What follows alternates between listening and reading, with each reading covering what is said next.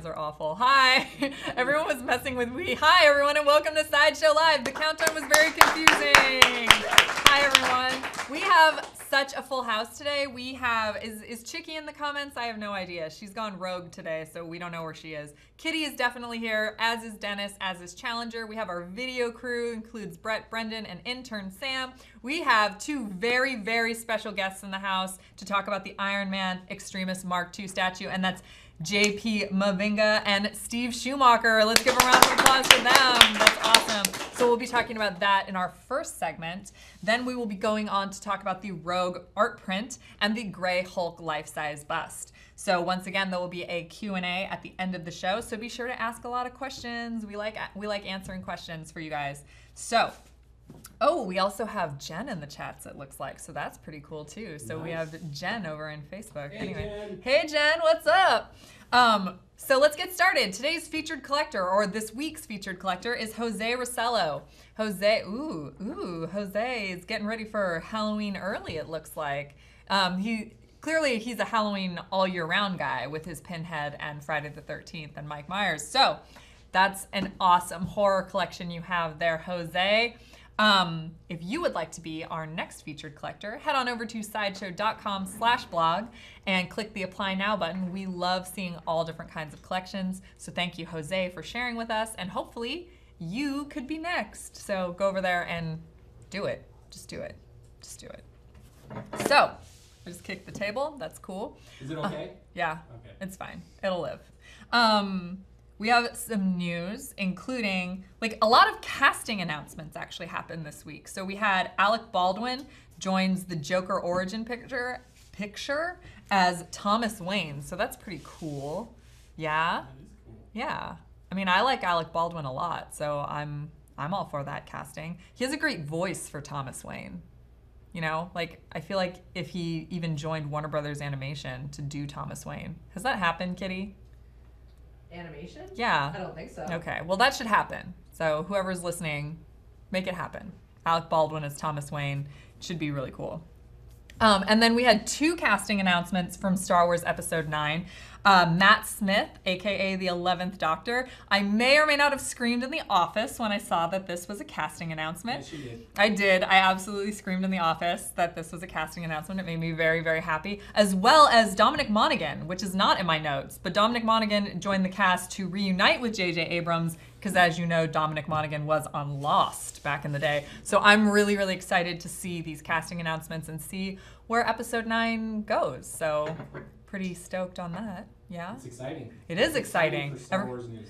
Star Wars news. I love whenever Star Wars news ramps up, because whenever Star Wars news ramps up, we have so much to talk about all the time. Yep. It's exciting. Yeah. Challenger is remaining silent, which either means he's like completely agreeing with everything I'm saying or completely disagrees with everything I'm saying. So I don't know. Challenger? Yeah. A man of mystery. Yes. All right. Well, we are going to go to our first video break. And when we... Wait. I just want to say one thing. Dennis wants to say something. Happy Judgment Day. Happy Judgment Day! Awesome. So, Skynet has taken over, so beware. Oh my God, is that what happened to my phone? Probably. Weird. Skynet is taking over. Like 21 years too late, right? Because it was supposed to happen in 97. Yep. Anyway, but we celebrate Judgment Day very seriously in this office, and we put bags on all the Terminator endoskeletons. So, Right. yes. Skynet became self-aware today? Yeah. Oh, In 1997, so 21 years ago. So now Skynet has been aware long enough that it can have its first shot. So good job, Skynet. We do have a video break to show you, and when we come back, JP and Steve Schumacher are going to be on camera with me to talk about the Man Extremis Mark II. You're watching Sideshow Live. We'll be right back.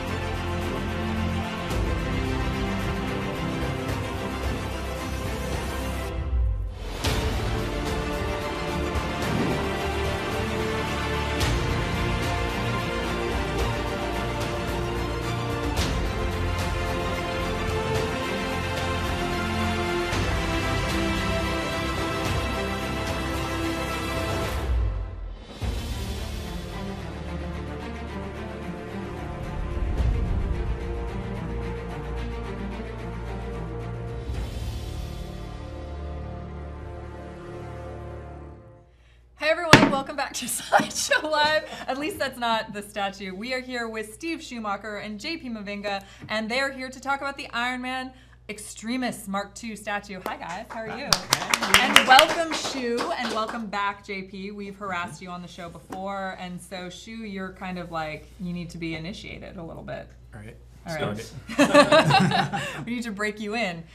So you guys both worked on this piece that was originally designed by Adi Granoff, correct? Yes. So were you guys fans of Adi's work before working on this project? I was. Yeah, me too. Yeah. His cover work for Iron Man, especially. I think Absolutely. is where I first saw his stuff. Very cool. Yeah, I saw his stuff actually on forums, like way back before he really got kind of. Oh, so you're like old school. Yeah. You're like hipster Adi Granoff So fan. I was into him before. His first work for Dreamwave Productions. Oh yeah. Which was like early mid 2000s, somewhere in there, like right before Iron Man. So I saw the first, kind of his version of Iron Man the first time, which was like a different take that kind of set the tone for the movie and all that stuff. So. Wow. So. Yeah, I'm sorry, did I interrupt you? No. Oh, okay. Oh, sorry. You guys, by the way, you can feel free to ask JP and Shu some live questions because I have the iPad to field them if you guys so desire. Plus, we have to break in Shu. So, I got it. Anyway, so what were some of the challenges in translating Adi's work? Like with JP interpreting it into a new type of format, and then do I call you Steve or do I call you Shu? Call me Shu. Okay, that's what I figured. I always call you Shu. It's very difficult to call you Steve. And then with you, Shu sculpted this. So for Shu, how did you? Well, Adi had a bunch of sketches that he did for us. He did a turn, front, 3/4, backside, and he had other variations like on the back view.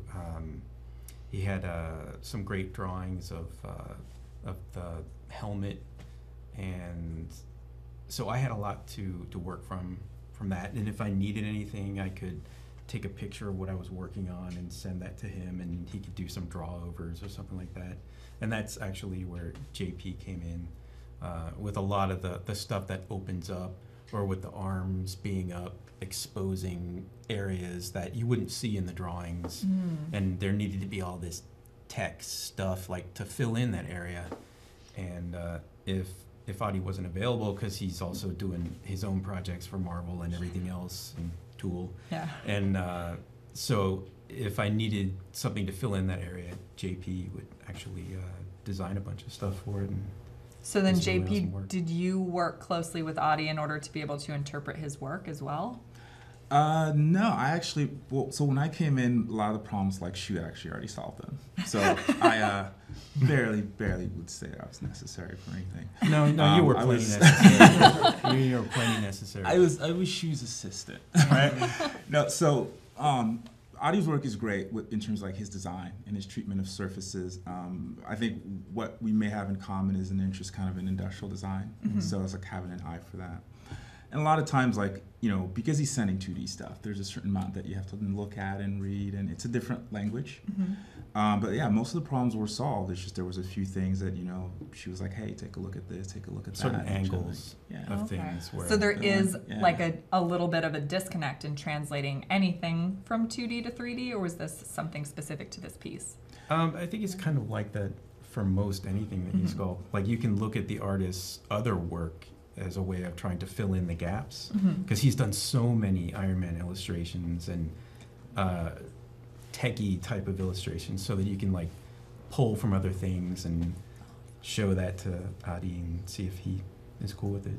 That's awesome. Yeah, in a lot of ways, this is a composite of a bunch of stuff that's been done, but studying it to get it right.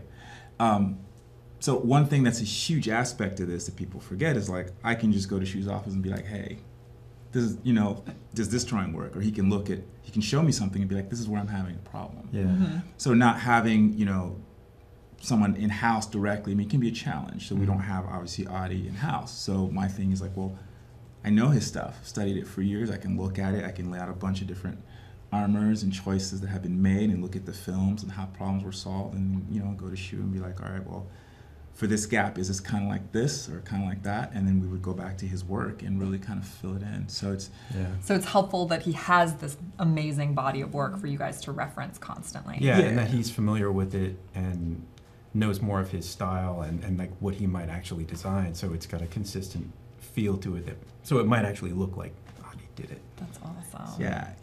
In a lot of ways, it's not for something like this. The goal is Adi Granov's design in his language, right? So it's not so much a question of sort of me sort of designing in an original way. It's actually finding, like, how is this achieved in his work and other stuff, right? And then like bringing it in there so that the whole thing can be a celebration of, like, you know, his work and kind of. Oh, I love that. That's really cool. So a couple questions have come in. So do you guys, Hunter Johnson is asking, what is each of your favorite Iron Man suit? Oh, jeez. There are 50 of them. Yeah, or more. Or more. I don't know. I like the stuff that can, like, I guess you could say, like, transform or has lots of, like, movement to it. Okay. I like all the really So like funky the stuff. suitcase one that like kind Yeah, of puts together and stuff like that. That one's cool. I like stuff with, you know, weaponry, flaps that open. Oh, so like wings Stryker and with all his that huge stuff. like thing that comes out. And, I like the really mech stuff. okay, awesome. I'm gonna go with the original, the Mark III, the Mark first one III with is the the color. first one with the color, yeah. I think. I was like, what do you consider the original, JP? Well, actually, I liked it when it was silver, right? Yeah, that's cool. I just think like the original kind of like circle with the arc reactor. I think that was iconic. Obviously, in the comics, it was always like originally it's like a circle until he started experimenting. But I think the first time you saw it in the film with the plates and the tech, like it's still, you know, where it's assembled by like other machines on him, you know, like all the gears and stuff. I think that's, for me, that's my favorite. Yeah, So, I like the first Avengers movie with the bracelets. Yeah. That was Yeah, my where- favorite one, where he just like with the bracelets and it comes out of the bracelets. Yeah, that stuff's cool. That's a cool one. I like the ones that are compact and hidden someplace and then they come out of nowhere. So I also like the nanobot one from Infinity Wars too. Yeah, that's pretty rad. Yeah. Yeah. What other Marvel pieces have you worked on for Sideshow, if any? I haven't really worked on too many Sideshow sculpts. When I work on Rocket Raccoon. Marvel Sideshow sculpts. I was going to say, you work on a lot of Sideshow sculpts. Yeah. What else? I mean, recently, what are some of your recent ones then, too, as well? Because you did Danger Girl, I know that.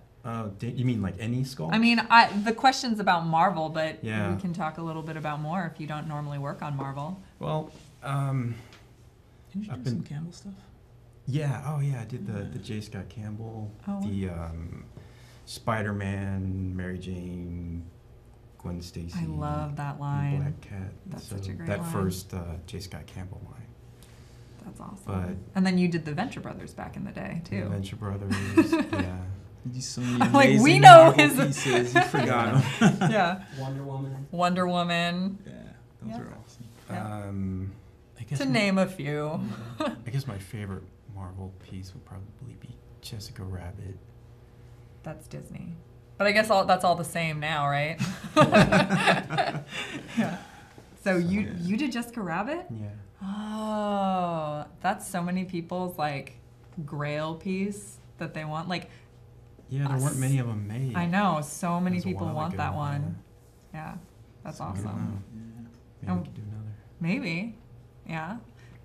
What about you, JP? What have you worked on that's Marvel based or at all? So Wolverine, the one with the little piece of a bridge. Mm-hmm. Oh, worked on okay, one, yeah, the that brown was- suit Wolverine. Yeah, that's way back in the day. I worked on that one. Just design. Sabretooth as well, because they were companion pieces, or just Yeah. Wolverine? I designed the bases for both, Oh. but I didn't work on Sabretooth, just Wolverine. Okay. And then probably contributed a couple pieces here and there, not in a major way. But Thanos, I think, is the last one that Cool. was like a major. So Aspen. that's not Marvel. I'm talking No, I Marvel or know, just I know, general? I know. Oh, generally? I'm adding now to more. Okay, yeah. So beyond Marvel, I mean Aspen. Aspen was one. That one technically. And I mean, I worked on it's like a Green Lantern. I worked on. Actually, we both worked on Thundercats. Thundercats, lineup. yeah. Oh, yeah. And She-Ra. Yeah, She-Ra. Yeah, she was one of my favorites, definitely. What is your dream project or dream character to sculpt or design? Silverhawks. Silverhawks. Yeah. Wow, that's Wow. great. That's cool. Yeah. The whole line, I would love to do that and Really? really like flesh it out like Oh, 21st that's awesome. century. That's awesome. Yeah. Yeah. Let's make that happen somehow. Do we have any say in that happening? I would love it. Yeah. Can you guys write letters all Let's day? all, yeah, just Yeah. send us. Someone started like a GoFundMe for MODOK just because they wanted a Sideshow MODOK so badly, and then no one signed the petition. Aw. I know, it was sad. I like MODOK. I know someone who really wants to sculpt Really? that. Yeah. Not me. Oh. I'm not saying that I don't want to You're like- sculpt it, but I know someone who like that's one of the top characters. that they wanna Really? sculpt. Yeah. What about you? There's interest. There's definitely Yeah, there's interest. definitely interest. I know another team member in the building who would kill for a MODOK statue as well. What's your dream project? Yeah. I don't know about dream project. There's so many characters, in the design room. There's so many awesome illustrations that it's I kind of like all of it. I was just talking about Galactus. That would be really awesome. Yeah. Galactus and the That would Silver be Surfer. really good. Yeah. We had one a few years ago. Yeah. Yeah. And we need another one. Or Doctor Doom. Dr. Doom. Doctor Doom. Yeah. Doctor Doom and the Fantastic Four diorama. You The can do most, I was like, the diorama. most expensive piece ever. Yeah. How many characters? How long have JP and Shu been working with Sideshow? I think I've been here like 7.5 years. something like that, yeah. Okay. 4 years and change, and if you add freelancing, a little bit more. Awesome. Yeah. Cool. So you and I are around the same time because I'm 5 years and change. Yeah. Yeah? I remember the first time that I was like, she's famous. Oh my god. I've been like waiting for you to say that the whole time. So moving on, do you find working in armor on a statue harder to keep the scale and body head? So I think this question, which is worded kind of strangely, is do you find working in armor difficult when you also have to provide like a face, like the scale to match it? Not really. There's a body that was actually under the suit. That's what I started with. Oh, so you So- start with what the person would actually look like in this pose, Yeah. and then you put armor on top of it. It just That makes a lot of sense. just like a generalized form, and then start roughing out the armor on top of that. But you always keep that body inside of it so that you don't get collision. That Yeah. makes a lot of sense. So makes it's a so lot like of when you're sense. done, it doesn't look like, cool suit, but a person can't fit in that. That makes a ton of sense. Yeah. But I do think what he's asking, it sounds like sometimes, because from a distance, you want the silhouette to look human. Okay. Right? And so if you put a helmet on somebody, then they'll have a big head. Yeah. Mm-hmm. Right? Or if you put a bunch of armor on a person, then it bulks them up to a point where that shape is no longer like sort of athletic looking. Mm-hmm. So there is like, I think in the films, the CGI Iron Man Mm-hmm. has the same head proportionate to actually the actor. Yeah. Right. So clearly, if you There's put some the helmet cheating on, that you gotta- might have to do. Yeah. Yeah, For aesthetics. So that makes sense. That's very cool. So, what is your favorite Marvel hero? And then the follow-up question is villain. I always start thinking about the villains first. I Then go guess. with villain, and then follow up Like, with hero. I don't know. I think Galactus is cool. I like that Doctor Doom has that sort of like sorcery background, like Mhm. element to like what got him started. Mm-hmm.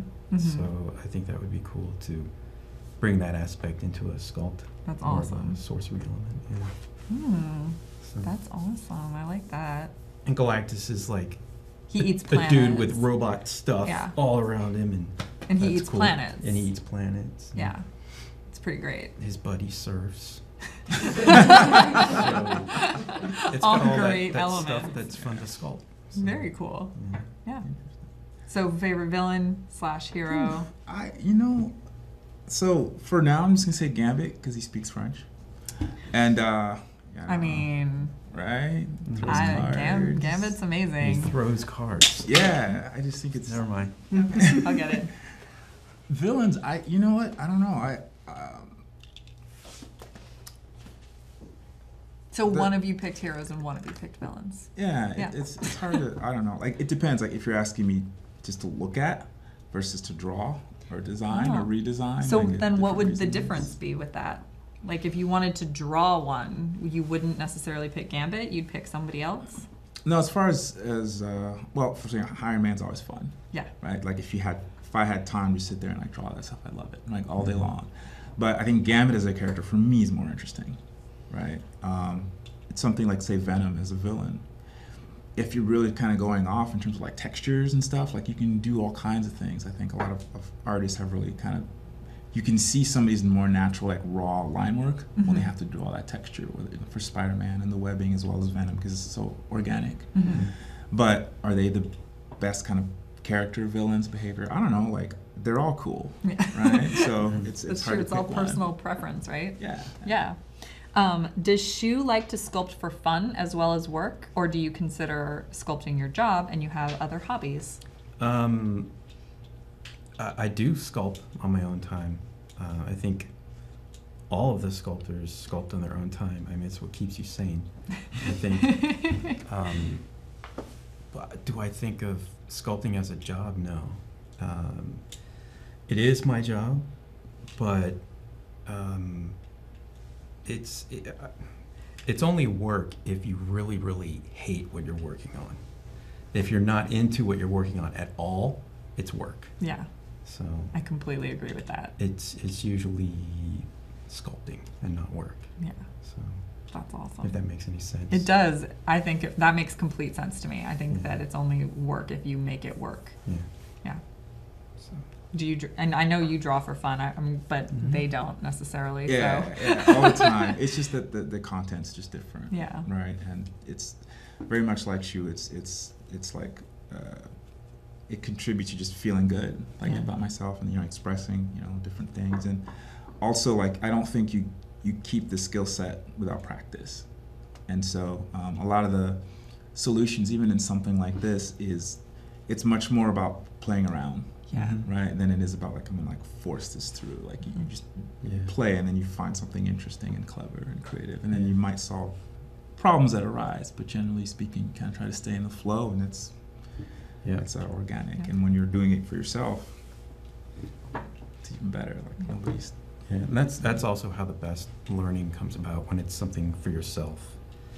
And digitally, if you're working on a personal project and you're trying to figure something out, anything you learn, you take that into work, and Yeah.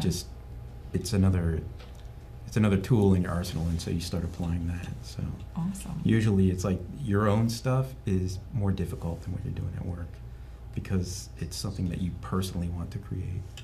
So. Yeah. Awesome.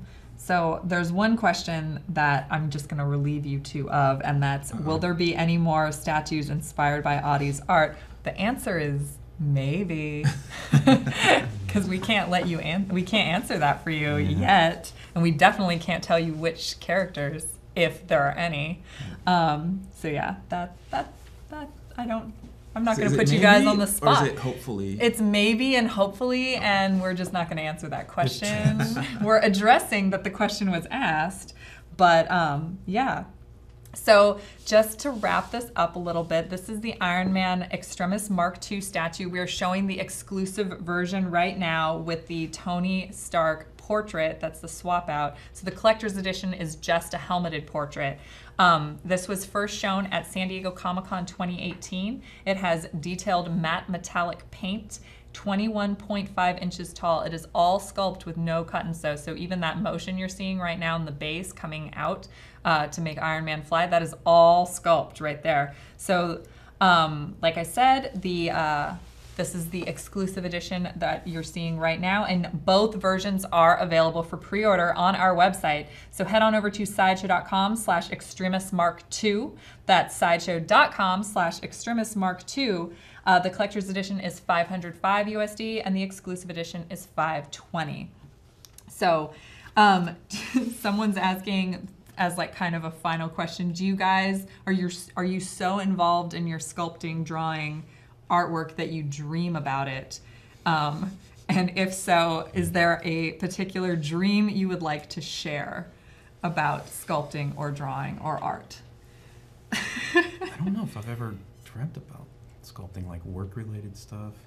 But what about like personal stuff? Like, and then you walked outside and you were sculpting. I had one. So I was, this was a long time ago. I was working on a project that, robots and stuff like that. Mm-hmm. It was really, really difficult because there were a lot of moving parts and things had to fit together a certain kind of way. And I was struggling with it, right? Trying to figure it out. And then I got sick. I got the flu. And so those are the best dreams. Right? I had a fever and I was out for a couple days. Now the dreams that I had were like just forms, just colliding, and it was like a nightmare. It was horrible. Oh no. But woke up and it started to make sense, right? And I went back to work and figured it out. That's awesome. That's really cool. Yeah. Wow. No sculpting dreams for you? I think I may have had a dream where I was looking at sculpts somewhere, and when I woke up, I realized that they didn't exist because they came from my mind. So it was kind of like saying you're capable of doing some of that stuff. Oh wow. If that makes any sense. That's It was inspirational. you in the future. Yeah. Wow. Yeah, it was future sculpting. You tapped into like the force or something like that. That's really cool. Awesome. Well, thank you guys so much for being on the show today and for talking about the Man Extremis Mark II. I have one question. Yeah. Do you sign autographs? Oh my God. We are going to a break right now. Thank you so much for being on the show. JP, we're still iffy on you.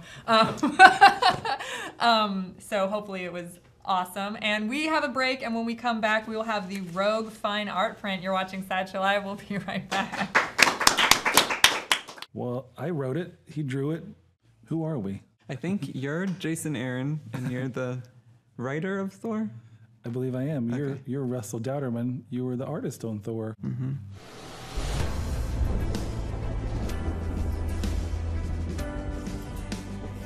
When I was a little kid, for me it was comics and Godzilla and Conan and a little bit of everything. I learned how to read from comics, buying them off the spinner rack in the grocery store and the drugstore. Now I've got a spinner rack sitting in my office kind of right next to the desk where I work that's still got all those same comics, weathered and worn so many times. When I was real little, I was a huge He-Man and She-Ra fan, which definitely tied into this. And then what got me into comics were the X-Men, the animated series. And then I started to fall in love with the comics and eventually made my way to Thor comics and to Jason and then to Jane. I was hugely intimidated because I was such a fan of, Because I'm such a scary guy? Is that Yeah, what you said? well your beard was much bigger then, so it was more intimidating. I always liked the idea of Thor as a god who would wake up every day and question, am I worthy? Am I a good god? And he goes over and picks that hammer, and that tells him, yeah, I am worthy. And then one day he wakes up, he can't pick it up. And that set him off on a very particular adventure. And then that opened the door for somebody else to come along and pick up the hammer, and that's when we got Jane Foster as Thor.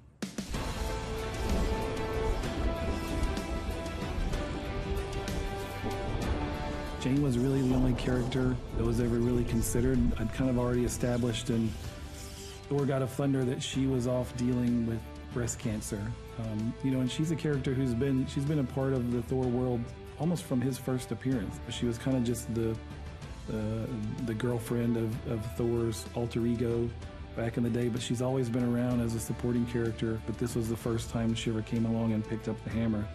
I like that idea of, she's struggling with cancer in her mortal life and going through a very real struggle, and then picking up that hammer and becoming Thor. And it's really that's killing her.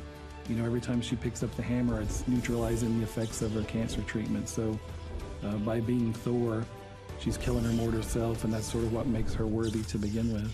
And one of the really cool things that Jason was so good at was the juxtaposition between the real world, and she was undergoing cancer treatments, struggling with her illness, and so to juxtapose that stuff with all this high fantasy was super fun. And these Thor stories have been going on for a long time, and I think she especially brought some new energy into it. I think if anything, we've like raised the bar. So you've seen a lot of different people pick up that hammer over the years in the comics. We wanted to take that away, and so we showing it's really, really special when somebody can pick that up. Yeah, someone that's, you know, doing it for really selfless reasons and doing it to be a hero. It definitely elevated what's required, and I think we're maybe below the bar. I think we don't make the cut. No. That's okay. I mean, my job feels very selfish. I think of it as a very selfish job, and that I don't know how to write a comic for anybody else. I just know how to write comics that I want to read. So that's what I do, sit by myself, make stuff up, send it off into the ether. And then the cool and super crazy part is that an artist of the caliber of Russell draws that thing that I made up, and then at some point I get emails with those pages in it, and I'm like, what? This is crazy. And sometimes they look okay. They look amazing. Like Jason said, at the end of the day, I'm just trying to draw something that I would want to look at, you know, or that I think is cool, and hopefully someone else thinks it's cool too. Right. I do. I think it's cool. Oh, that's good. There's one.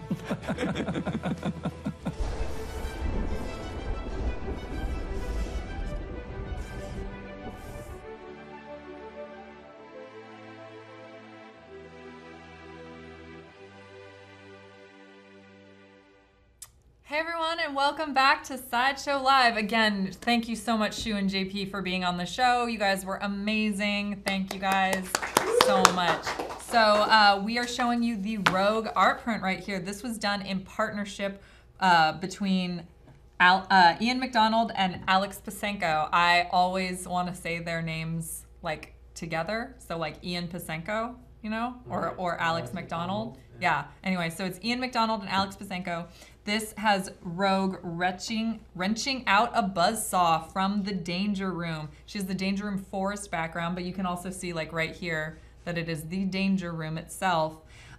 She is wearing her classic green and yellow costume.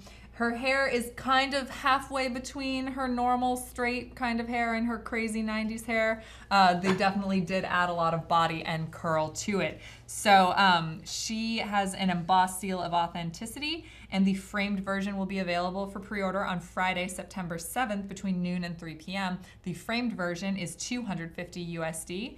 If supplies last, the unframed version will be available for pre-order. Now I need to confirm this. This is it. Because Monday is a holiday. Oh, That's the following it's the following week, so we're 2 weeks out on this. Ah, I got it.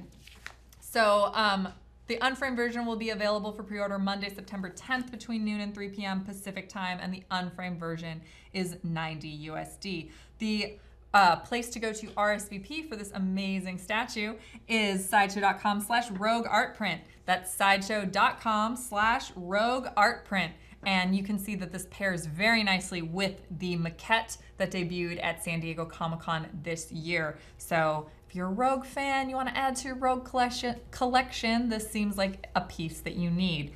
So once again, we do have a Facebook page for our art print program. It's kind of first looks. It's the first place to go when everything goes up for pre-order. So that's facebook.com/sideshowartprints. We have a short video break for you, and when we come back, we will have the Gray Hulk life-size bust. You're watching Sideshow Live. We'll be right back.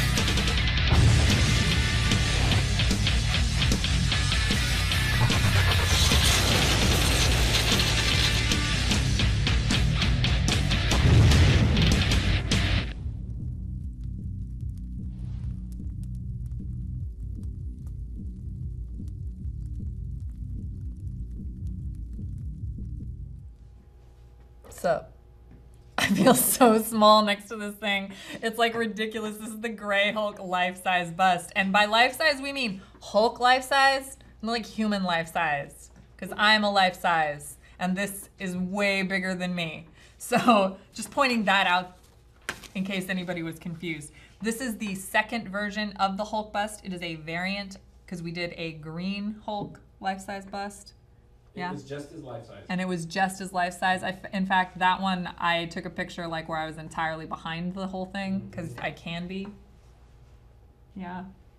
Anyway, this is all sculpt. It is 26 inches tall, and it goes up for pre-order Thursday, August 30th, between noon and 3 p.m. Pacific time. Head on over to sideshow.com/grayhulkbust. That's sideshow.com/grayhulkbust to RSVP. Whoa, look at that shot. To RSVP for this amazing piece in your Hulk collection. Now, the RSVP program, just to kind of reiterate for people who've never watched or are unfamiliar with it, that is how you become notified that something that you want is available for pre-order. So let's say you really, really want this Gray Hulk bust because it looks amazing and it's gigantic and you just really want to intimidate people. Or, you know, have a friend. So I don't know why you collect Hulk. He could be intimidation. It could be for Hulk hug. Anyway. What's your favorite version of the Hulk? My favorite version of the Hulk? Yeah. I like good old green Hulk. Good old green Hulk. Good old green Hulk in his purple pants. There you go. Yeah. Yeah.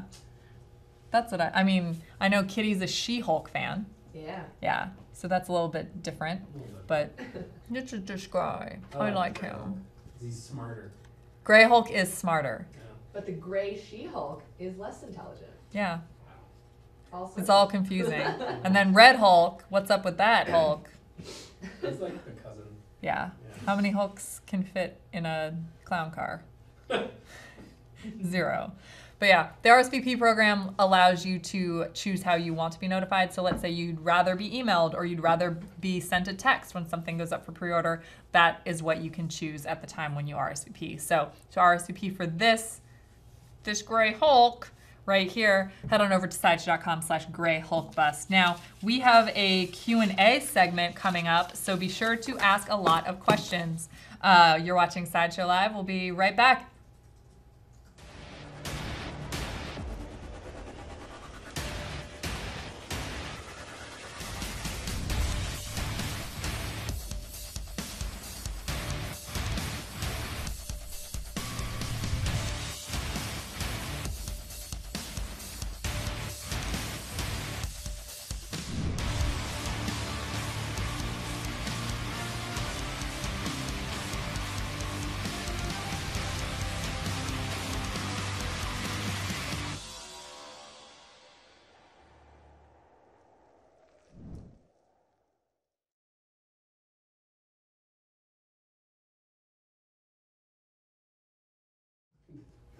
Hey everyone, what's going on?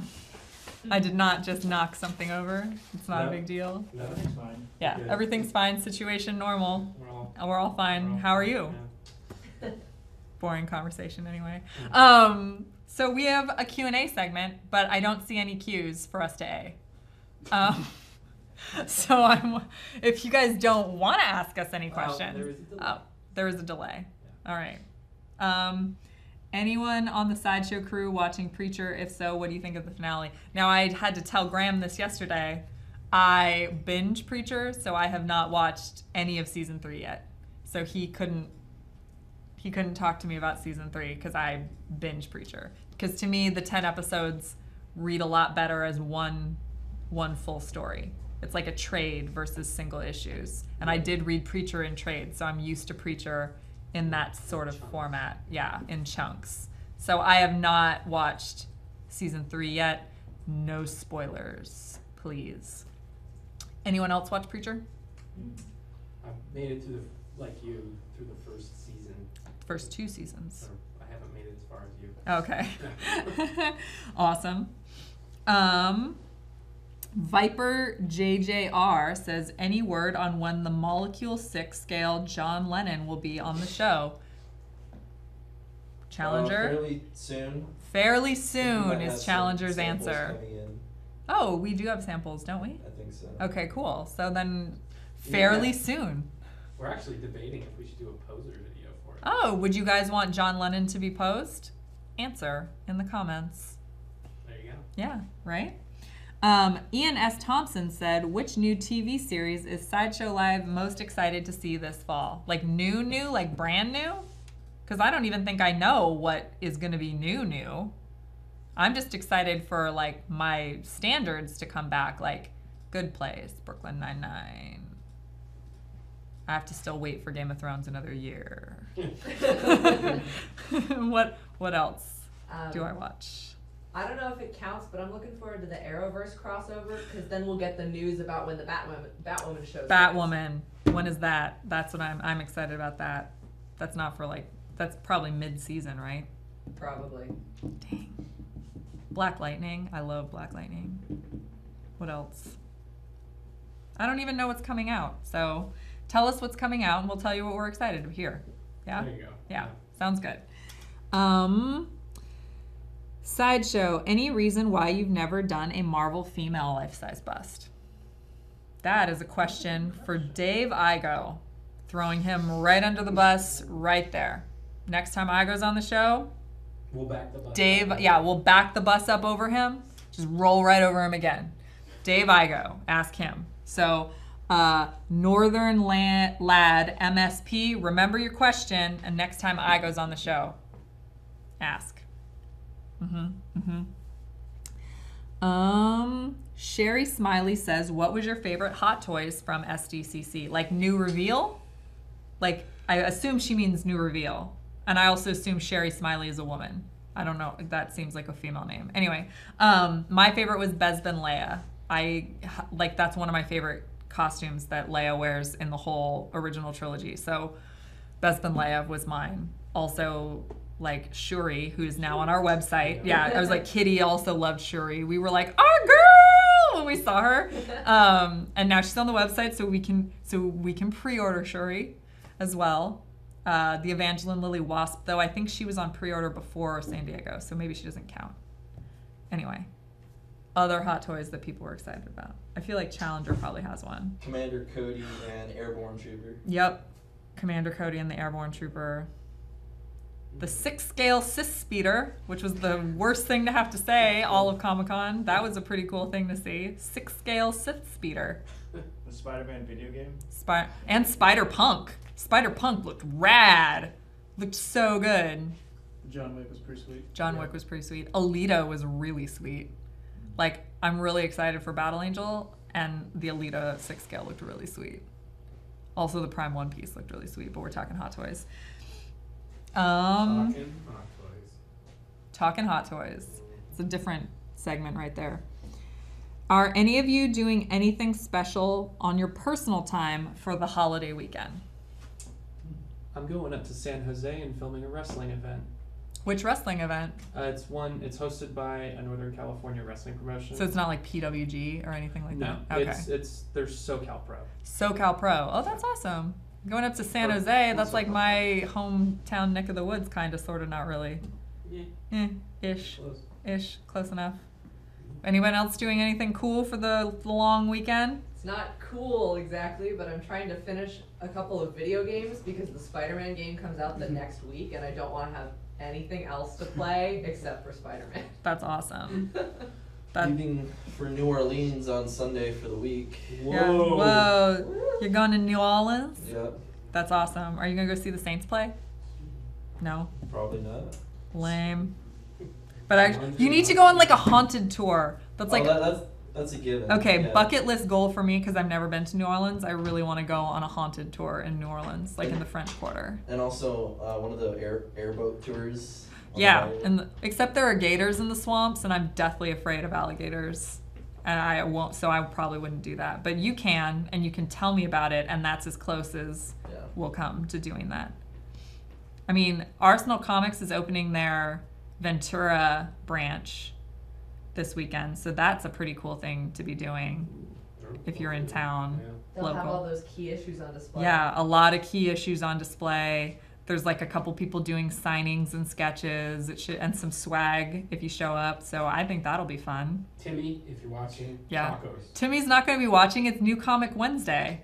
Timmy's definitely not watching because it's New Comic Wednesday. He's not watching the show right now. Tacos, Timmy. Tacos, Timmy. Yeah. I'm saying it even though I know you're not watching. But when I pick up my comics, I will tell you to watch the show for a special message. And that is it.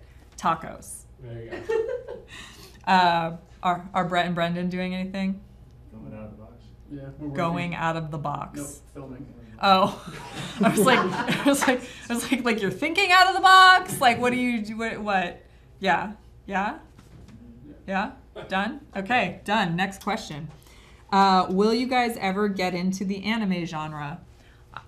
That'd be cool. That would be cool. I think that now we have a lot of distribution partners and people that we carry their products. So I have seen just in general more anime characters appear on the site, even though it might not necessarily be Sideshow who's making it. We are dipping our toes into anime in terms of like Prime 1 does Evangelion. So we have those. And Berserk. Yeah. ECS? Yeah. Those are video games mostly. Yeah, but They're stylized. Yeah, stylized video game. But yeah, so I mean, even though it might not necessarily be Sideshow, we will be having more anime coverage in general because we will be providing that type of experience for all anime fans out there. So that's pretty cool. How excited is everyone for the new studio? Yeah.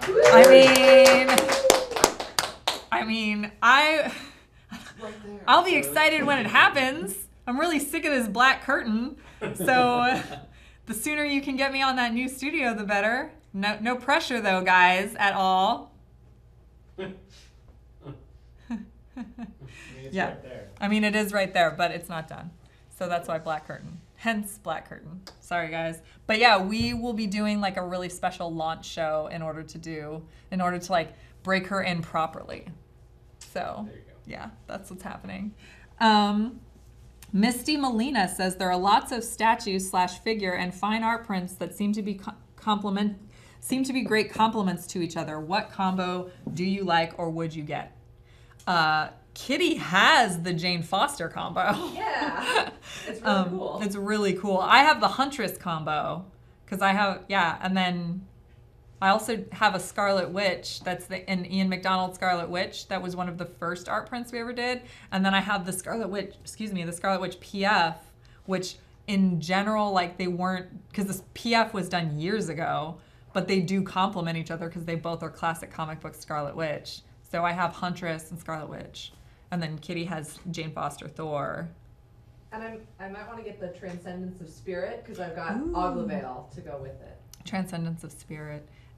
That's really cool. Yeah. Does anyone have any of the art prints? And then you have the Bounty Hunters. Yeah, because I have the Jango Fett and Boba Fett PFs, so the art print would complement those. That's awesome. What kind of access do you have when making a statue based off a movie, especially to have the product released at the same time of the film? That is a question for no one in this room. No one knows the answer to that in this room. I don't think there is a I don't even answer know. to that. And I don't even think, because I think you're right. Dennis said there's no single answer to that because I believe it's a case-by-case basis depending on the license, the character, the movie, and The time frame. and everything like that. So, yeah, but also no one in this room. Again, Dave Igo. I'm just gonna keep we're just gonna keep rolling over him because he is constantly a loose cannon on this show. So we're gonna just roll over him when he's not here. Oh my God. And I believe this is probably a direct follow-up to what JP said earlier, but That Guy Hug says, how is there not a Sideshow Susan statue yet? I mean, the short answer is because no one wants that. The long answer is because I won't sign away my likeness rights, and I'm way expensive to license out this, so. But so that was as sassy as you'll probably ever see me get. And now I'm turning red because I'm all embarrassed about being that sassy. But no, I mean, no one wants. You don't want that. If you had a choice between like me and like Batgirl, I'm pretty sure Batgirl wins. Like me and freaking like Iron Man wins. Like no one wants that. So yeah. And will Susan cut the ribbon at the new studios, and will Unboxing Bros be special guests? I mean, I don't know how you would cut a ribbon, but I will Tape it to the wall. if that's what you want. You cut a rope. Like I feel like an Arrested Development ribbon cutting ceremony would be a disaster since none of them seem to work out. But I don't know. Let's call out the Unboxing Bros live right now. I know that Niambi watches every week. So what? You want to be here to unveil the studio with me? Yeah? Yeah? Tacos. Awesome. Well, that is all the questions that we have for today. We had such a great show. We had JP and Steve Schumacher, aka Shu, JP Mavinga. I keep just calling him JP. So JP Mavinga and Steve Schumacher, aka Shu, talked about the Man Extremis Mark II. That was so awesome. I feel like we broke in Shu in like a really nice, gentle way. We weren't too harsh on him. So hopefully Shu will come back, and we'd love to have JP back anytime as well. We featured the Rogue art print. We had the Grey Hulk life-size bust on the show. Remember to keep up to date with all of our live shows by heading on over to sideshow.com/notify and setting up your notifications to get alerts every time we go live. Now, remember, we are also on Instagram, and while we haven't been able to do an Instagram after party because there aren't any statues right here to do Instagram after parties with, we do now have IGTV. So head on over to our Instagram account and check out what we've been doing on IGTV, which is a lot of fun. We're doing like in-stock products that we are featuring on there. We put the Graham McTavish interview on there. There's just been a lot of fun stuff over on IGTV, so definitely head on over to Instagram to check that out. Thank you guys so much for watching. We will be back. Actually, we'll be back tomorrow.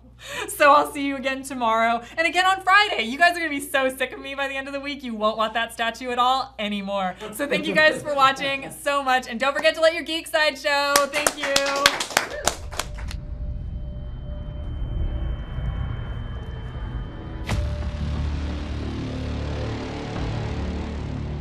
There's just a massive playing field of characters, and you get all these great stories amongst them. The X-Men are, in my opinion, the underdogs of the Marvel Universe.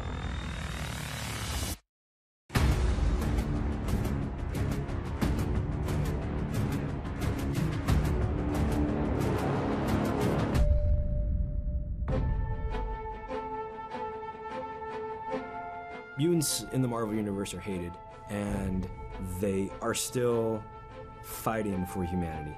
It's people who are fighting for people who hate them, which is a great twist to the superhero.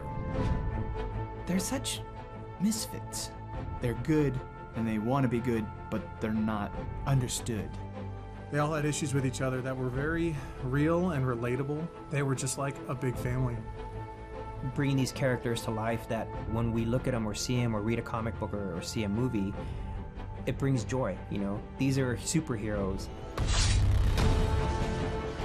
Wolverine, you know, he's been around for a long time. He was first shown off in a Hulk comic of him, like, fighting the Hulk. Our first, like, viewpoint of this is like, the Suits are fighting the Hulk? This guy pops knives out of his arms, and that's his power. And just being able to kick ass. As fans, you of course want to bring your own input to the character. That's only natural. You want to expand on it, but you also have a responsibility to stay true to what made him popular in the first place. 90s comic book characters are very based in spandex, and we want to stay true to that feel, but give it a little bit more of that dimension texture without making it so far gone it's no longer the character. If you took that comic book panel from 1979 or whatever it is, and you translate it to a quarter scale statue, there's so much empty space. And so we sort of feel like we have a little bit of license to fill in that gap. So sculpted on this project, we had Raphael Grizzetti, Marco Plouffe, Martin Canal, and Aaron McNutt. Everything they did was amazing, and working with them was a great pleasure. Painting that thing was so much fun, you know, with kind of still a comic book approach with the colors, having a clean look, but at the same time, having a realistic touch to it. At the end of the day, we always work with what's going to be best for the statue and have that wow factor that we want every piece to have.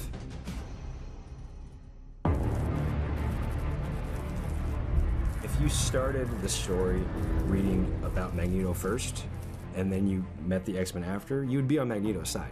Oh man, like I like this guy, but he's the bad guy. But there's so much that I can relate to. There's so much that I, approve of or agree with. The X-Men 90s cartoon was a huge kind of like, that's the X-Men for me. We try to look at what the classic costume was and try to break it down, make a little bit more sense in terms of its functionality without totally taking away from the comic book kind of fantasy of the piece as well. We wanted it to be easily recognizable as Magneto from a distance, but as you got closer, some of the details were richer, more elaborate.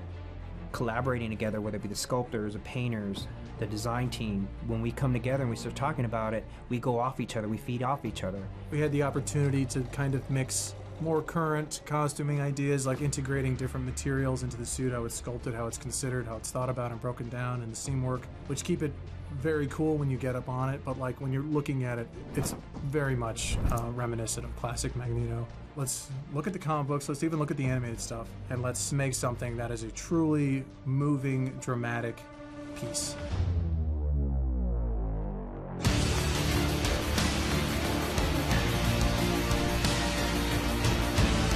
As adults, we're all bringing that passion, not only to pay homage to what it meant to us as children, but we also had the ability to inject some different life into it. It's a badass Magneto statue that I'm super proud of. A lot of time and effort and love has been put into these from day one. We always look at these pieces and we put our heart and soul into it. There's a lot of iconic X-Men territory to cover.